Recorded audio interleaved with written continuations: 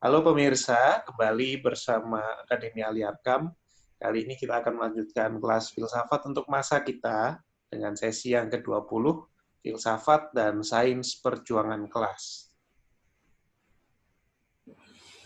Ya, teman-teman, dari judulnya kita melihat ya bahwa perjuangan kelas proletariat itu bukan semata-mata hanya digerakkan oleh gejolak emosional anak muda atau gejolak emosi yang menggebu-gebu, tapi juga ini sebagai ilmu ya, sebagai satu kajian pengetahuan yang bisa dipertanggungjawabkan secara ilmiah gitu.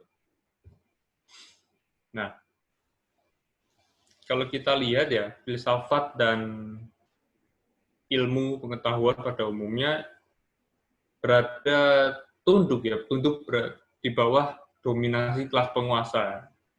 Jadi tidak ada ya hampir tidak ada filsafat itu hanya kajian-kajian filsafat yang mencoba untuk membongkar atau mengubah satu struktur yang bercokol saat ini atau mengubah satu struktur lama dan menggantinya dengan yang baru.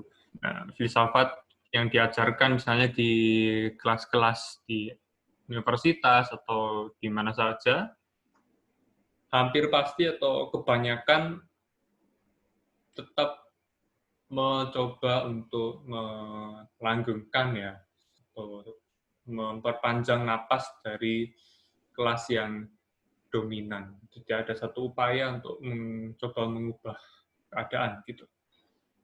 Nah, Althusser secara ekstrim mengatakan filsafat ini sebenarnya tidak memproduksi pengetahuan, tapi satu senjata untuk bertempur. Ya, kalau filsafat sebagai satu senjata untuk perjuangan kelas, maka sebenarnya kelas borjuasi sendiri ini juga menggunakan filsafat sebagai senjata mereka, tanpa perlu untuk menumpahkan atau menembakkan satu peluru pun, tanpa perlu untuk membunuh satu orang, mereka sebenarnya sudah menguasai masyarakat tertentu.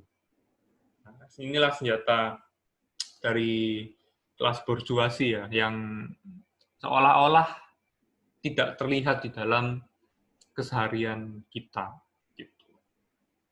Nah, pertanyaannya bagi kita adalah bagaimana dengan filsafat bagi perjuangan kelas proletariat? Apakah nanti akan kasusnya sama seperti kelas borjuasi begitu, atau bagaimana gitu ya? Inilah yang coba akan sama-sama kita diskusikan. Katakanlah kita setuju ya, oke, filsafat dipakai untuk sebagai alat atau senjata bagi perjuangan kelas. Namun ketika memakai filsafat, pertanyaannya adalah apakah filsafat itu masih objektif? Bisa saja banyak orang atau beberapa orang bertanya-tanya ya, kalau kelas borjuasi punya filsafatnya sendiri, ya maka dari itu proletariat juga punya filsafatnya sendiri. Jadi masing-masing punya gaya berfilsafat atau aliran kubu-kubu filsafat tertentu, yaitu preferensi masing-masing dan tidak perlu diganggu-gugat. Itu ya. Nah, ini statement-statement semacam itu terasa amat subjektif ya. Nah, di sinilah satu pernyataan yang sangat baik sekali dari Althusser. Beliau mengatakan filsafat proletariat ini melampaui subjektivitas karena ia berada di bawah kontrol ilmu pengetahuan yang objektif, yaitu sains pertentangan kelas. Ya, kalau kita belajar Marxisme, kita tahu ya bahwa kelas proletariat ini secara struktural mereka tertindas. Secara struktural mereka dieksploitasi oleh kelas borjuasi. Suka atau tidak suka, sadar atau tidak sadar, ya secara sistemik itulah yang terjadi gitu ya. Proletariat ini dihisap tenaganya untuk menciptakan nilai lebih bagi pemilik modal. Nah, ketika kelas proletariat yang dihisap semacam ini menggunakan filsafat, nah, di dalam kerangka sains pertentangan kelas, maka mereka menggunakannya secara objektif, bukan semata-mata subjektif belaka ya. Tapi ini memang benar-benar objektif, dipakai untuk memperjuangkan satu masyarakat yang baru. Nah, kalau kita ingat-ingat ya di video sebelumnya,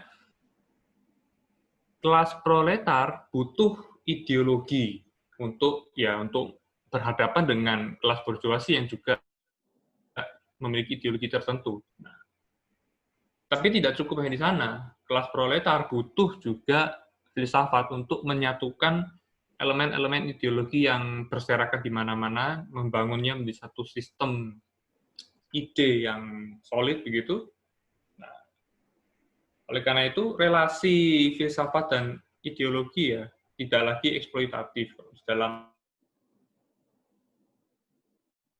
saat ini meletakkan ideologi di bawahnya. Jadi, merasa bahwa filsafat ini jauh lebih tinggi gitu ya dari ideologi. Nah kan di filsafat proletariat ya, di kelas proletariat mereka menghubungkan filsafat dan ideologi tidak lagi eksploitatif, tapi emansipatoris dan liberatif.